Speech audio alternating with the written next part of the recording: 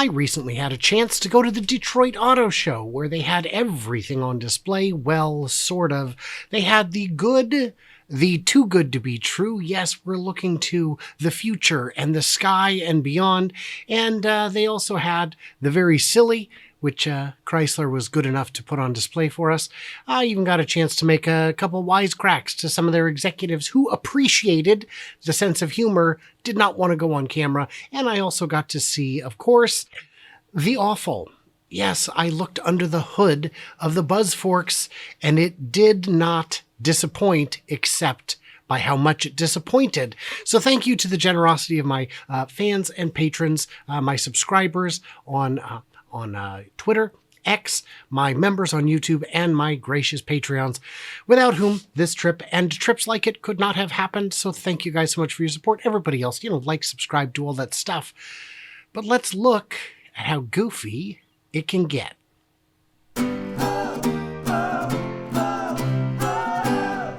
there's a bunch of great cars out here. I mean, we've got Ferraris, we've got Land Rovers, we've got, of course, what car show would be complete without a flying car?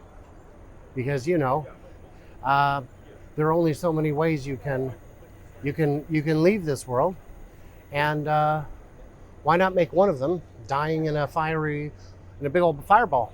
It's pretty exciting. This mock-up does not yet have windows, so it's aspirational.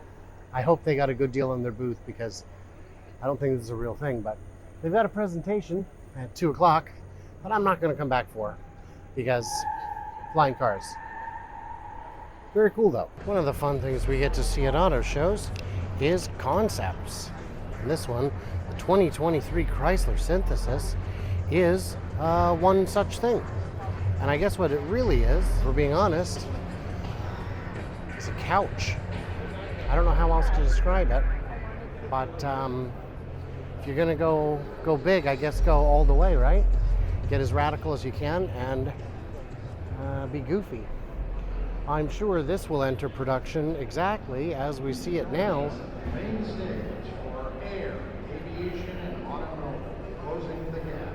Because this is absolutely ridiculous. They do have some other cars here. Maybe we'll check those out, but probably not, because they're not the most interesting thing we've ever seen. That's just silly. A more realistic one would be a Fiat 500e. Yeah, a little bit of electricity in this guy. What you got there is a car. It's an electric car. It looks slightly better than the previous one. It presumably has slightly better specs than the previous one. It is not taking America by storm. Certainly not electric storm. I don't know. It's all right. I'd like them to get serious. Does Stellantis have a chance? Are they going to survive? I think they're going to survive, but only through the strength of their European engineering division. That's my guess. That's my take. By the way, the Stellantis guys did appreciate my joke about their couch. Did not wish to go on camera. Kia Niro looks all right. Does okay. Getting in and out, not too, very easy. Very easy egress. And of course, you've got this incredibly tiny front. Between the two. So, of course, such two sister companies. Nice flat door handles. Ow.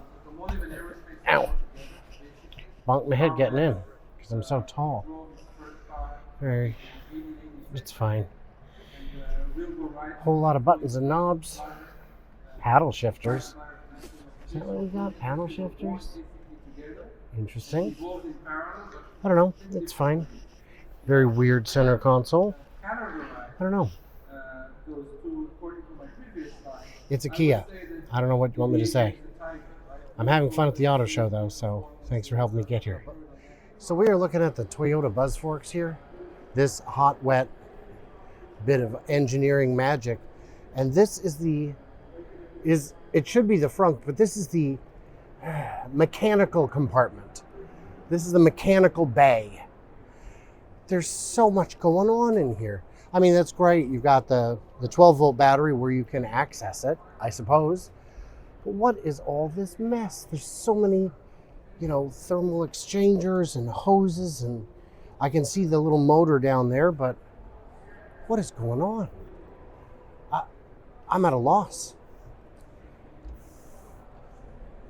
I suppose for cargo, you do have room to place a slice of cheese if you unwrap it first. So that's useful. The other thing I can see from here is 5 different sizes of bolts. Because these are different than these, are different than these, are different. I mean, they're everywhere I look, they're different sizes. This one's a screw.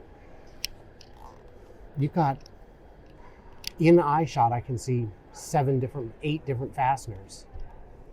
That's not lean. This just feels overbuilt. Like a cross between over-engineered, under-engineered, and not engineered. And am I right? The cooling loop is open to the public. I don't want that, do I? Well, What's this part? Right? We're not sure. we're asking you. We don't know either. It's crazy. There's so much stuff in here for a pure electric. Yeah, What the hell? What's this for?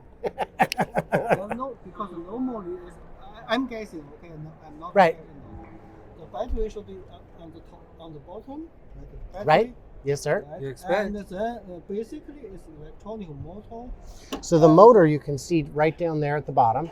Oh, that's electronic motor. Yep, Yeah. down there. Do they have a gearbox or reduced gear? Just I think it's just a direct. reducer. It's not. Yeah. Well, it should have a So it's only reducer. right? Should have a reducer, but no transmission or anything. Yeah, like yeah.